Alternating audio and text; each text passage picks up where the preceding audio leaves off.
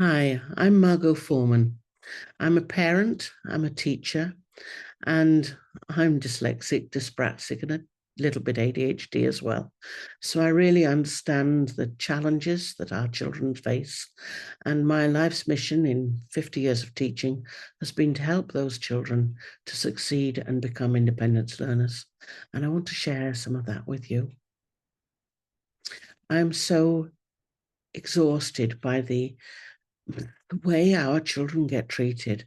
They get admonished to try harder, to listen, to watch, to pay attention, to concentrate, to do it more carefully.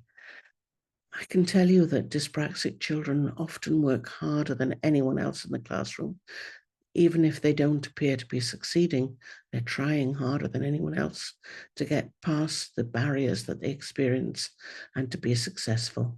We need to move from judgment to understanding. To teach dyspraxic children effectively, we need to understand their needs. We need to understand their neurodevelopment. What's different? How is it different? And how does it affect their thinking process and their perception of the world? We need to understand their sensory processing. What is it they're really seeing, hearing, feeling, tasting, and touching? How is that impacting on the way they're experiencing the classroom, on the way they're able to focus? We need to understand learning approaches that take into account the way that their minds work. And we need to give them time to pause to process. We need to take time to pause to process ourselves, not leap to conclusions. It's time to move from judgment to understanding. Understanding is going to be what allows us to change the experience of our children. It's a constant development. That's been for 50 years for me. I would like to also talk to you about fitting in school. I remember when the school I was working at got positive behavior management. I was so excited. It sounded like a really good idea. Your children had always badges. They wouldn't lose their badge unless they were bad. They'd get rewarded for having the badge. There was a chart on the wall telling you how well you were doing. It sounded like a good idea. Children would learn to make good choices. Children would learn to choose to follow the rules. It sounded like a good idea, but it didn't take long to see that it was not very fair. Neurodevelopment is not a choice. Sensory organization is not a choice. Learning strengths and challenges are not a choice. And those challenges do not always support making good choices or choosing to follow the rules. First, we have to choose to protect ourselves, and we will. The ability to make a choice requires change. Neurodevelopment and sensory organization can be supported through neuroplasticity.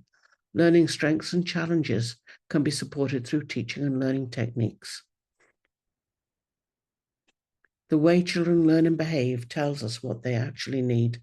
As teachers and parents, we need to learn to understand this. We need to learn to find out, think about, and investigate what's really going on. An example of how things can change when you look at the root cause. This is a picture that a 5-year-old drew, the picture on the left that a 5-year-old drew when I first met her mother.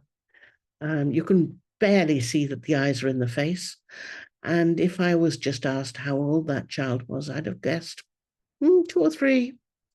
The picture on the right, she drew a few weeks later.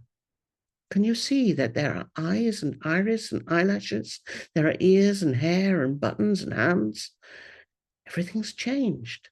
Nobody sat down and taught her how to draw a picture. Nobody sat down and taught her how to draw a face.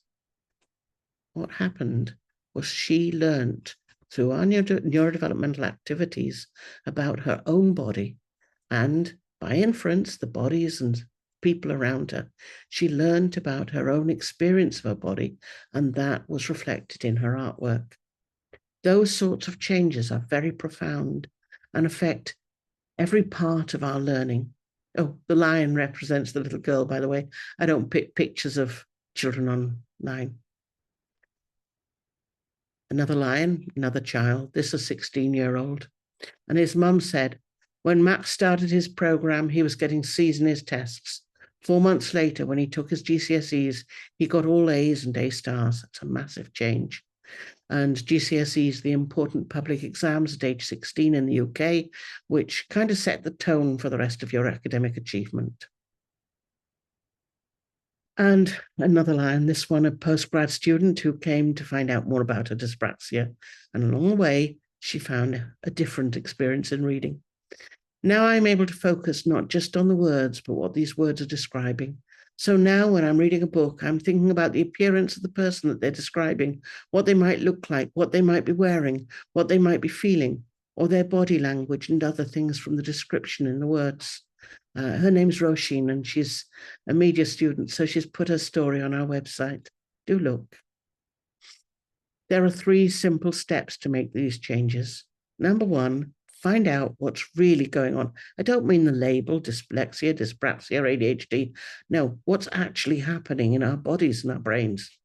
Number 2, find ways of helping to organize disorganized input and support weaker systems through neuroplasticity. And step 3, take that through into learning. Come and tell us. Come and ask our questions. Book a free consultation. You'll see the link below. Bye. I look forward to meeting you.